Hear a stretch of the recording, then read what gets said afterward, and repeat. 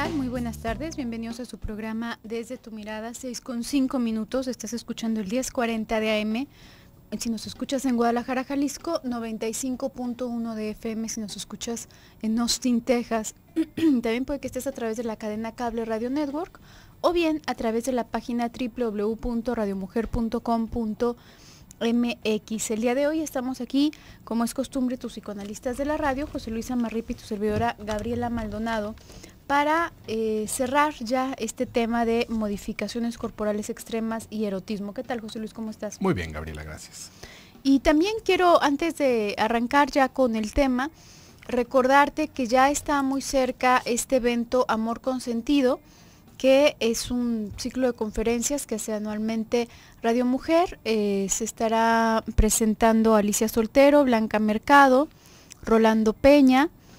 También vamos a tener el gusto nosotros dos de estar ahí con ustedes en una conferencia, y Claudia Salas. Este evento tendrá lugar el sábado 7 de marzo a partir de las 9 de la mañana en el Salón de Eventos del Expo Guadalajara. La entrada es totalmente libre y se pide de preferencia pues no llevar niños para que puedas disfrutar, y también como tú comentabas hace unos días, José Luis, pues no es contenido realmente que ataña a los niños, ¿no? No. Entonces, bueno, si tú quieres comunicarte para participar con el tema, recuerda que tenemos un WhatsApp. Te puedes, desde cualquier parte del mundo que nos estés escuchando, puedes enviarnos un mensaje al número 333-822-3208. Y continuando con este tema que nos ha estado ocupando ya algunos días en la semana a propósito de los cambios extremos, las modificaciones corporales extremas. En general se puede ver que tiene que ver, tú comentabas al principio, con una visión infantilizada del cuerpo, en sí, de cómo serían los caracteres sexuales del cuerpo, de cómo se desarrollarían los caracteres sexuales del cuerpo.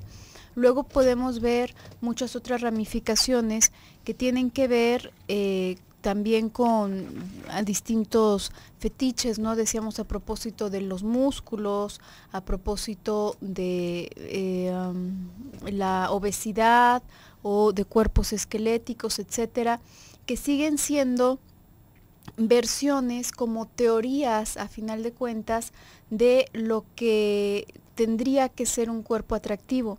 Si podemos tener algo en un punto, quizás que coincidan todas estas ramificaciones, podríamos pensar justamente que tiene que ver con estas teorías infantilizadas.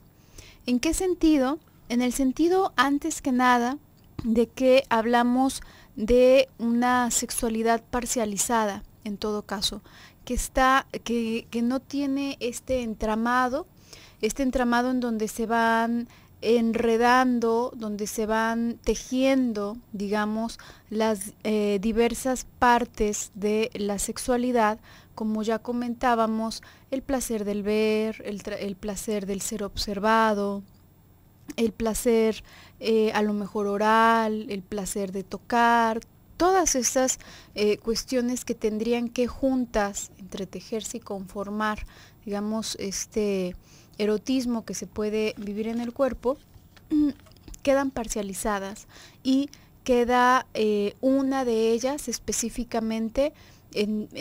Cada caso será distinto, podrá ser en función a huesos, o en función a músculos, o en función a gordura, como comentábamos, en función a unos pechos ridículamente grandes que ya dejan de parecer senos, pero se va focalizando a esa parte en específico. Y en tanto que está parcializada, nos habla también de la visión, ¿sí?, que podría tener un niño. Un niño, ¿por qué tiene esa visión? Porque apenas se va formando.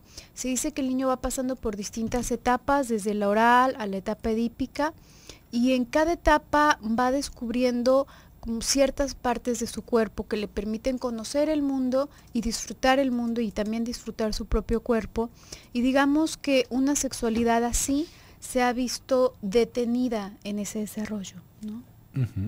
Y pensaba, Gabriela, también en otro tipo de modificaciones que, bueno, de repente rayan como en el territorio de la ciencia ficción. Pensaba cómo hay ciertos hombres, no, ahorita no recuerdo específicamente en qué país de Asia, ¿no? Era eso en una región de islas, no recuerdo específicamente, no estoy seguro si es en las Filipinas, le estaría mintiendo, pero es una parte, bueno, creo que las Filipinas ni siquiera están en Asia, ahora que lo estoy pensando, pero es en un país asiático en donde los hombres al llegar a su adultez se exponen a una operación clandestina, ¿no? Que es algo, digo, para mencionarse y para intentar entender qué es lo que está detrás justamente de estas ideas de repente tan radicales. Resulta que los hombres de ese poblado, de esa parte de Asia en específico, eh, buscan cirujanos clandestinos, bueno, y cirujanos por decirles algo, ¿no? Personas con cuchillo que, que les implantan cuentas de plástico subcutáneas en el pene. Esto uno puede decir, bueno, ¿con qué sentido uno se implantaría este tipo de pelotitas de plástico? Imagínaselo así como si fueran balines, pero de plástico.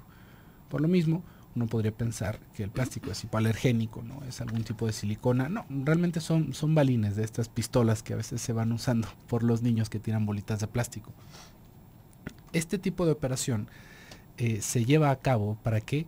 Para que en el momento en el que el hombre tenga una erección, digamos que la piel de su pene quede texturizada por esas bolitas subcutáneas. Esto ha de imaginarse realmente las condiciones en las que se efectúa, lo peligroso que es para ir a tomar una infección, ¿no? En las partes íntimas, pero aún así, fíjese cómo todo esto va hablando de lo que están dispuestos a hacer, de lo que están dispuestos a hacer ciertas personas con tal de proporcionar ese plus de placer que también eh, ellos van pensando, se van imaginando, se lo van planteando dentro de su fantasía, porque, bueno, no hay así como tal cosa como una encuesta de decir, bueno, es que sí, como lo estábamos diciendo el día de ayer, ¿no? Los hombres que tienen cuentas de plástico en el pene otorgan el 200% más de placer a su pareja sexual. ¿Por qué? Porque no es eso lo que otorga el placer sexual, ¿no? Fíjese cómo, de entrada, está una cierta concepción como no en el plano de una relación sexual, de un coito, sino más bien de una masturbación, ¿no? ¿Por qué? Porque son dos cosas muy separadas, tendríamos que entenderlas como dos cosas muy distintas, digo ya desde la pura palabra, pero en la relación sexual justamente lo que provoca el placer, lo que genera este clima de erotismo es el vínculo entre las dos personas, es lo que se muestra, lo que no se muestra, el deseo y cómo se va entreverando entre lo que vamos haciendo con la otra persona. En la masturbación, pues nos vamos a encontrar con que es un autoerotismo y es más bien cumplir con el fin de llegar a un orgasmo como tal. No hay mucho más allá de eso. Y por lo mismo, todo lo que se pueda llegar a utilizar con ese fin, pues bueno, se va añadiendo al ritual del onanismo. Pero en una relación sexual no es del todo esto lo que sucede. ¿Por qué? Porque hay muchas más cosas dentro de la relación sexual, más allá de un orgasmo, que a final de cuentas es lo que nos acaba mostrando este tipo de manifestaciones. En dónde va centrándose la importancia, cómo va quedando parcializado ese momento y también en las posibilidades de disfrute que pueden tener las personas que van tomando de esta manera esa parte de su vida. Pero bueno, vamos a ir a un pequeño bloque comercial, en un momentito continuamos.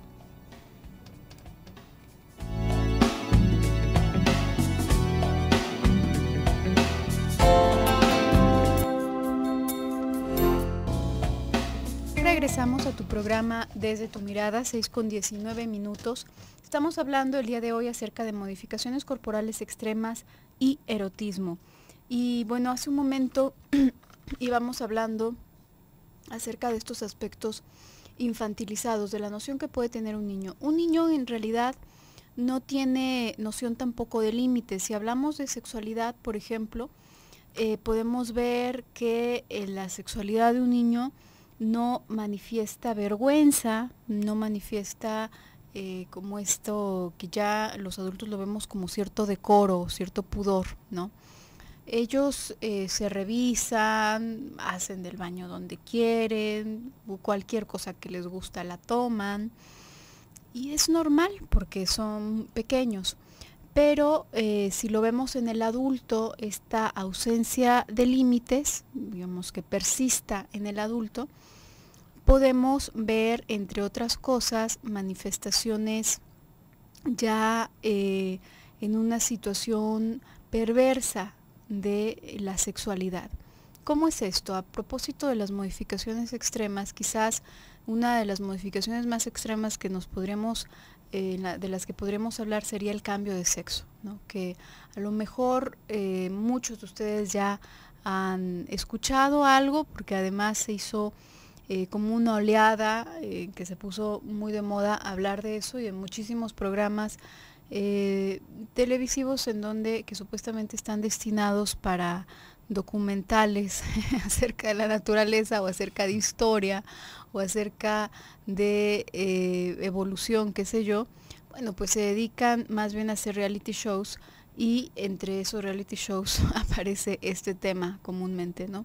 Entonces probablemente tendrás alguna idea, quizás con una visión amarillista, si es que te tocó verlo en uno de estos shows, pero al menos sabes que existe eso, ¿no? Básicamente, tanto hombres como mujeres pueden, a través de un tratamiento de hormonas y una serie de cirugías plásticas para emular los caracteres sexuales del sexo opuesto, que no tienen de nacimiento, bueno, pues se hacen toda una transformación impresionante, ¿no? Porque verdaderamente, digamos, como va haciendo incluso a nivel hormonal, pues la persona verdaderamente parece, digamos, mujeres que parecen hombres, no los hombres más masculinos que te puedas imaginar, pero parecen hombres, ¿no? Les sale barba, les cambia la voz, todo en apariencia resulta de esa manera. Igual en el caso de los hombres. Y bueno, aquí podríamos pensar, ¿por qué esto tendría que ver algo con una noción infantil? ¿Qué tendría esto que ver con una noción infantil? ¿Y qué tendría esto que ver con una sexualidad que no conoce de límites?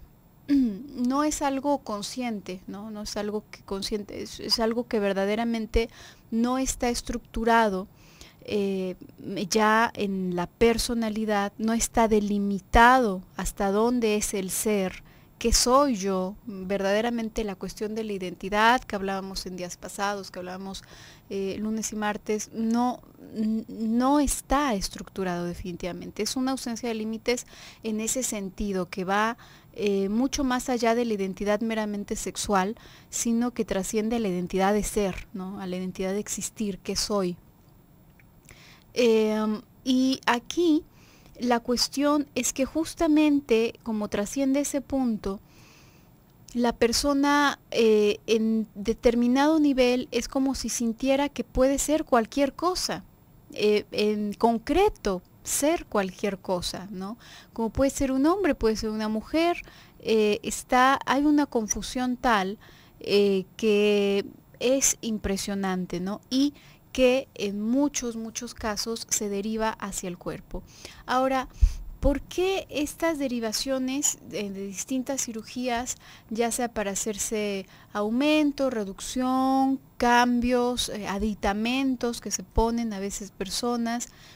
Hay unas cosas expansores, ¿no? Una cosa impresionante que se ponen muchas personas en los lóbulos de las orejas, y bueno, para hacer un hoyo gigantesco, ¿no? Como expansores, ¿no? un expansor, dije otra cosa. Y bueno, ¿por qué a final de cuentas termina esto derivado en el cuerpo?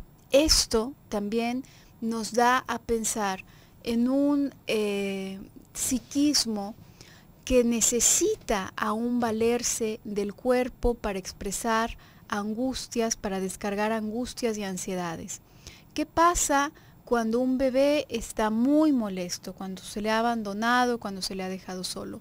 Le dan cólicos, vomita la comida, toda la ansiedad va por esta vía. ¿Por qué?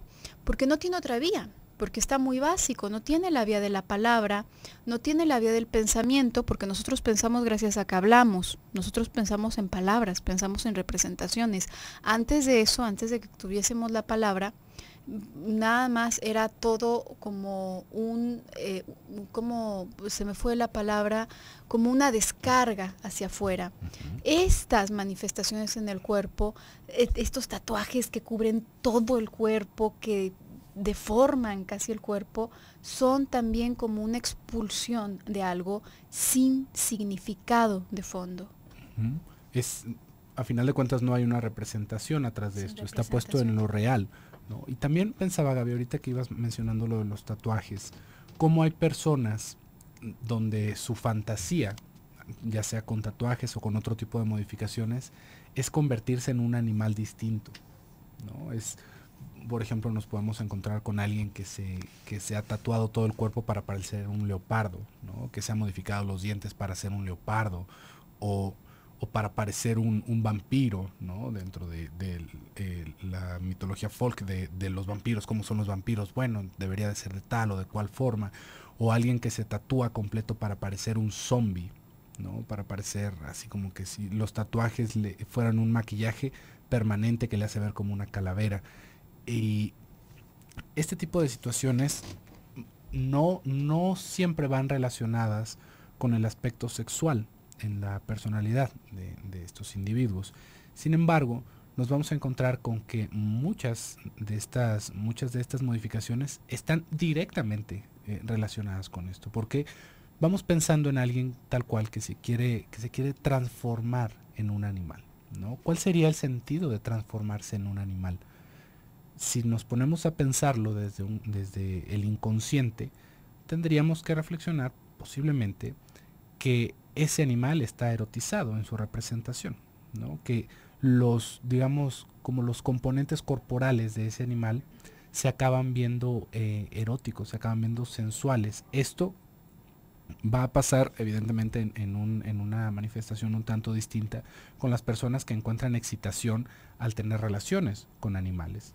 Podríamos pensar en las ovejas, en las gallinas, cisnes, perros, cualquier cantidad de cosas, ¿no? Cualquier cantidad de manifestaciones que se va dando de esto. Y uno podría decir, ¿pero cómo?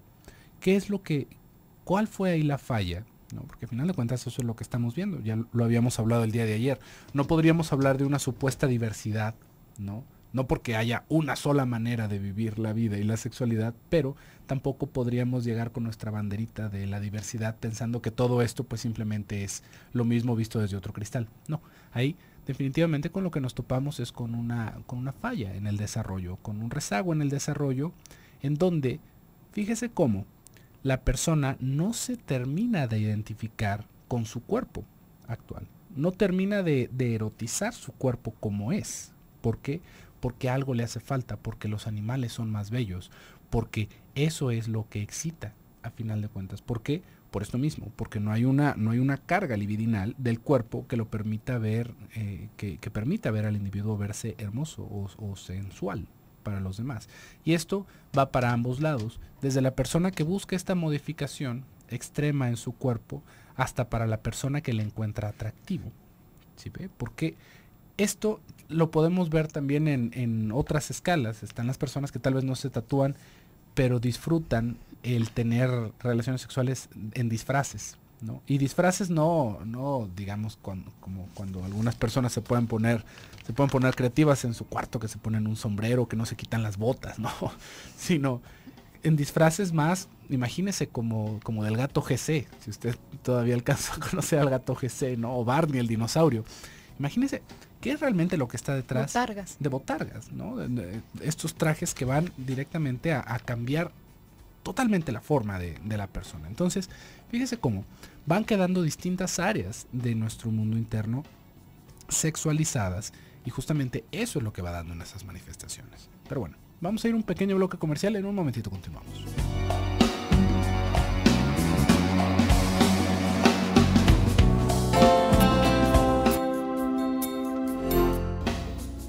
regresamos a tu programa Desde tu Mirada, 6:34. Estamos hablando acerca de modificaciones corporales extremas y erotismo. Tenemos algunas participaciones a través del WhatsApp.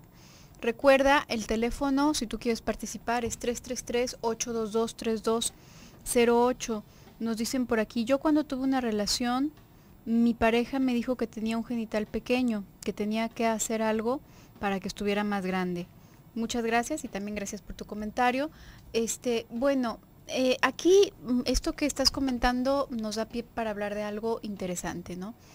Así como estábamos hablando del cuerpo, de cómo el cuerpo puede ser, se puede llegar a convertir en el depositario, digamos, más básico de nuestras angustias, como le ocurre al bebé, por ejemplo, a través de los cólicos, vómitos, etcétera.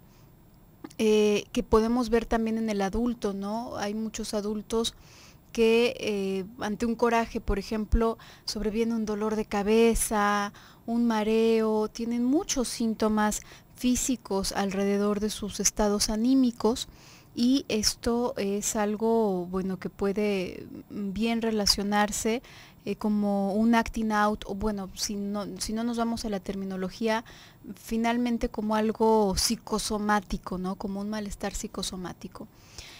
Aquí se está haciendo uso del cuerpo en lugar de la palabra, en lugar de tramitarlo en pensamiento y en palabra, esto que estamos sintiendo, y lo que ocurre es que no apunta esta angustia, esta pulsión, este deseo, lo que sea, no se dirige hacia ninguna meta, nada más es vomitado sobre el cuerpo, pero no llega a ninguna parte.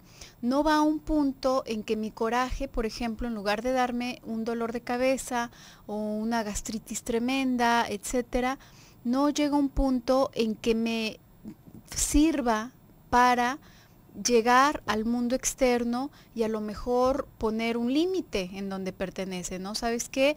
Tú no puedes hacer esto, esto no es en lo que quedamos, o esto no se vale, te estás pasando de la raya, etcétera, ¿no? Que ahí sería como ese mismo coraje, pero vehiculizado hacia el mundo externo, tramitado por medio de la palabra y por medio del pensamiento, ¿no?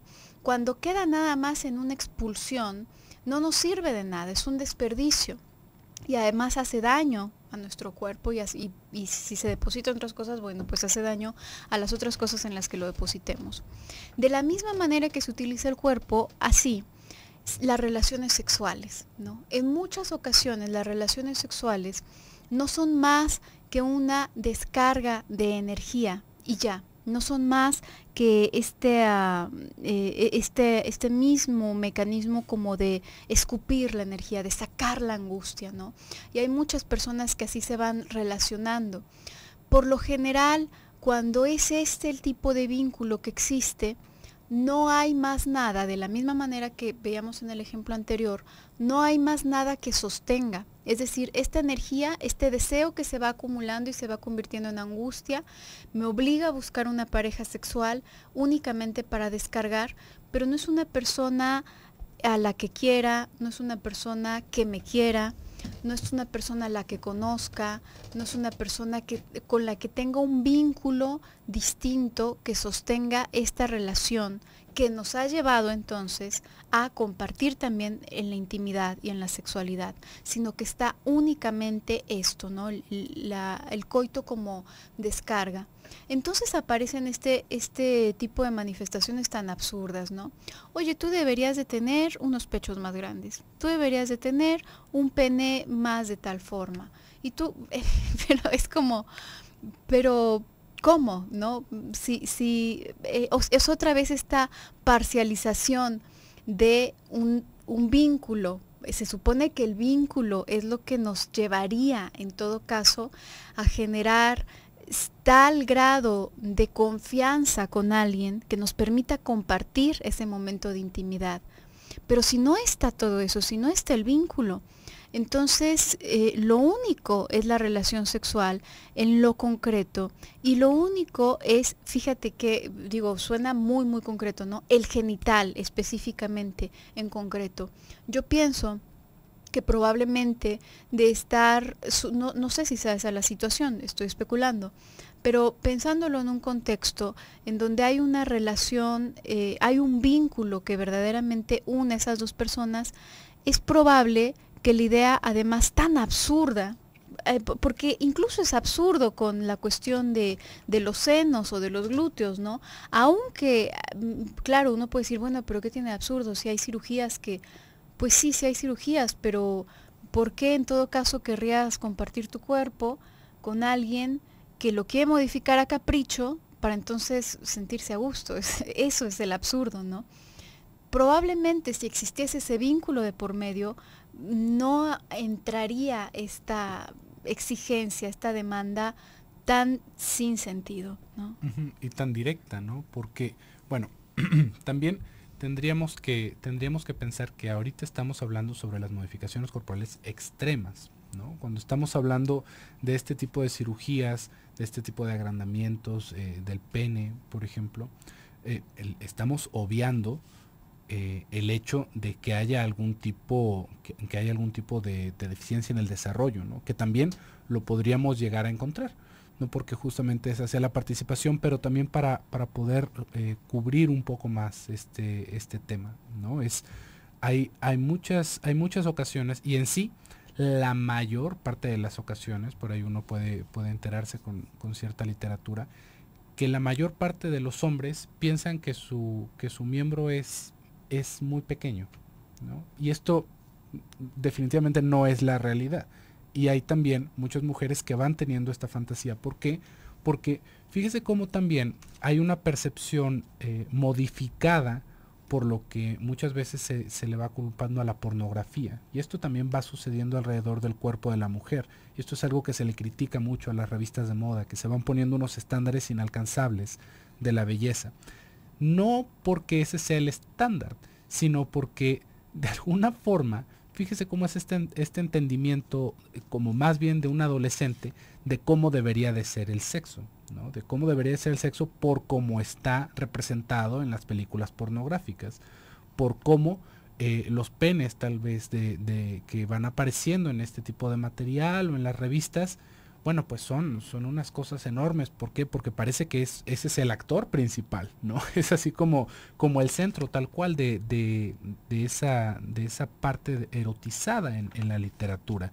Pero no porque así sean, ¿sí ve? No porque efectivamente tuviera que ser de tal forma o los senos tuvieran que ser de tal magnitud para que entonces sea un cuerpo aceptable, ¿no? Lo que nos vamos a encontrar en ese tipo de manifestaciones es una caricatura de lo que sería las relaciones sexuales. Y esto Una parodia, ¿no? es una parodia, sería si fuera como con la intención de hacerlo chistoso, ¿no? Pero lo pensaba ni siquiera para irnos tan lejos con estas cosas ya en la pornografía, ¿no? Sino estos cuentitos de chistes que eran antes tan famosos en nuestro país y en muchos otros países de Latinoamérica, no sé en Estados Unidos si era el mismo, pero todas estas cosas del sensacional de traileros y Condorito o el Mil Chistes, en donde, si se fija, es justamente la caricatura de una mujer con una cintura diminuta como una avispa, con unos senos enormes y unas caderas enormes, algo imposible de aparecer en la naturaleza porque es una caricatura, ¿no? Porque a final de cuentas eso es el centro de la atención en ese dibujo o en esa historieta, porque no se está viendo a una persona como tal, porque uno, tal vez si lo viera un poquito más adelante, diría, no hay personas que sean así. Pero luego viene la poderosa magia del cuchillo, en donde una mujer puede llegar a tener unos senos así, artificiales por supuesto, y unas caderas de ese tamaño, también artificiales, pero nos hace pensar que entonces ese es el estándar de belleza, o eso es lo más sensual, eso es lo más agradable, igual con los hombres, ¿no? No porque haya un pene de tal o cual tamaño, sino porque en esas cosas que nosotros de alguna manera vamos tomando como si fuera literatura ilustrativa para darnos una idea de qué es lo que está sucediendo en ese aspecto sexual, nos va quedando esta fantasía de que así debería de ser. Y una vez más, lo que estamos viendo es una fantasía infantil, lo que estamos viendo es esta sobredimensión de las cosas. ¿Usted de qué tamaño cree que vean los niños los senos? dependiendo del tamaño del niño, ¿no? Un niño de la edad que usted guste. ¿Cómo va quedando esa impresión mental en nosotros cuando somos niños y cuando nos amamantaron? ¿De qué tamaño eran los senos? Enormes, eran del tamaño de nuestra cabeza. Y ahora, fíjese de qué tamaño son los senos de esas modelos, del tamaño de su cabeza. Ahí es en donde justamente vamos a encontrar esa correlación que también nos puede hacer pensar si es posible que por ahí esté toda esa fantasía que, bueno, totalmente va despegada de la realidad. Vamos a ir a un pequeño bloque comercial y regresamos.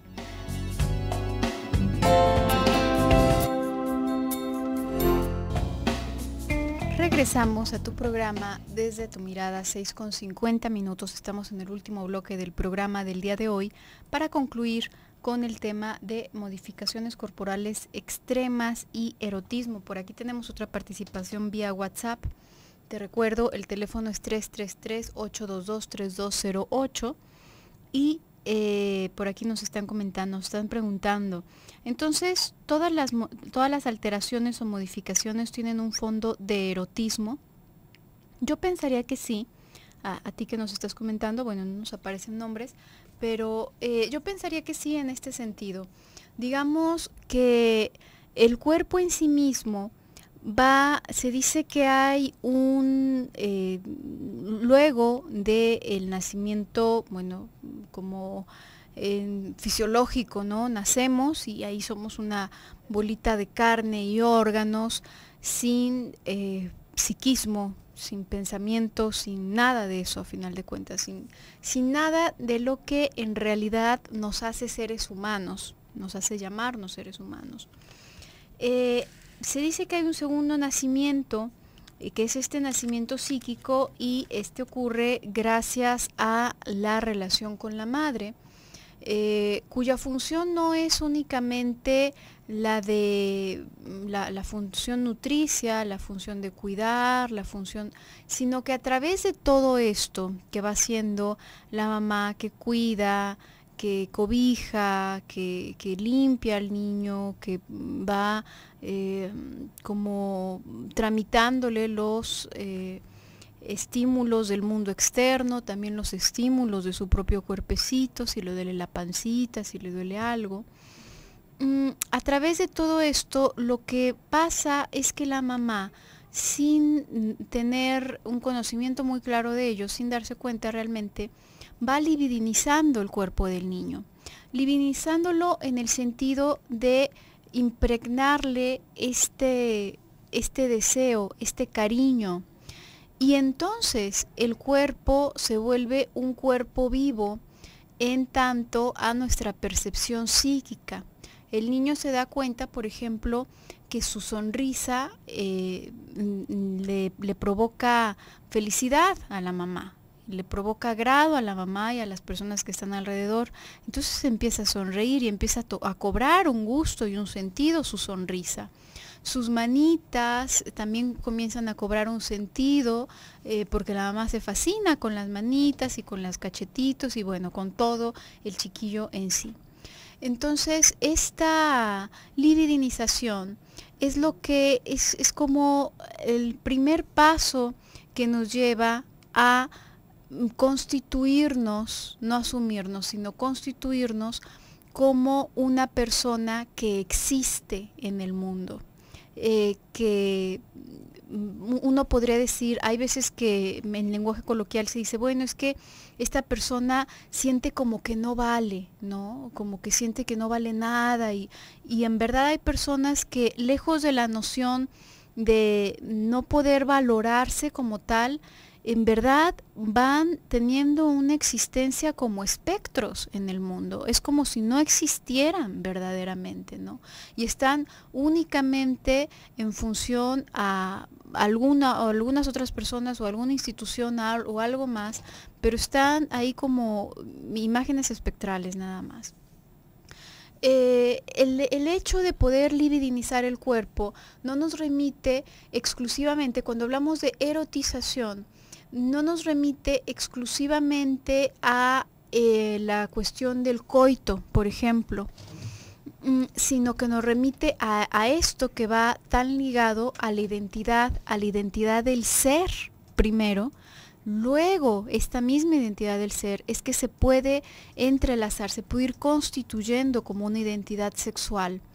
Y bueno, ya más adelante va como la identidad de lo que podemos conocer como personalidad en sí, que hablábamos en días anteriores, etcétera. Pero definitivamente el hecho de que una persona, es más, el hecho de que una persona cuide de sí cuando está enfermo, por ejemplo, que tenga los cuidados de ir al médico, que tenga los cuidados de no someterse a tareas forzadas o situaciones forzadas, etcétera, por cuidado de su persona, también tiene que ver con este vínculo, esta libido narcisista, este vínculo libidinal a final de cuentas con nosotros mismos, en donde nos tenemos cierto aprecio, en donde amamos y apreciamos nuestro cuerpo y por eso lo preservamos y también por eso lo disfrutamos. Por eso en días pasados decíamos, bueno, hay ciertas restricciones que se han ido arrastrando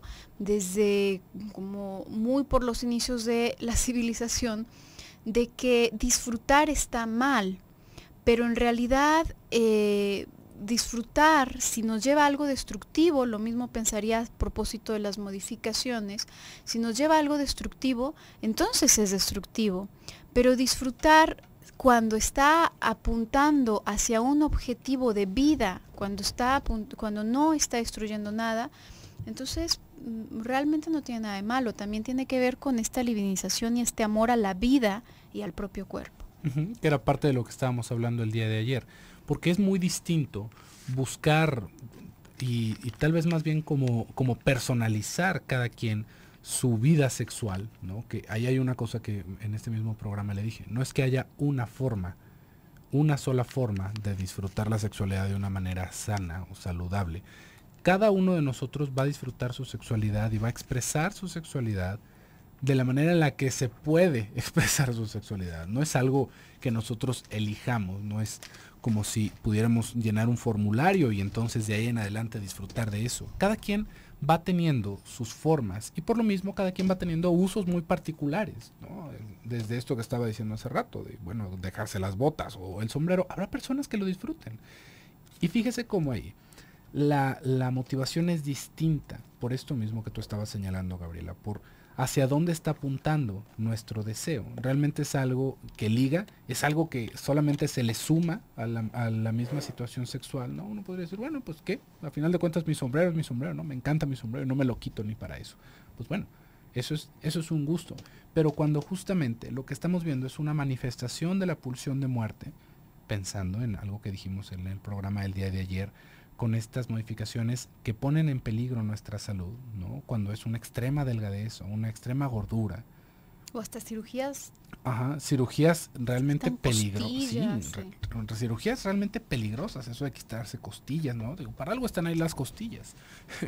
Y también este tipo de implantes a veces que se van poniendo las personas tan peligrosos o inyecciones con tal de generar más carne o nada más una imagen, ¿no? Realmente hay historias terroríficas que ni siquiera tiene sentido mencionarlas porque seguramente usted ya ha visto más de una en la televisión o en las noticias, en cualquier otro lado.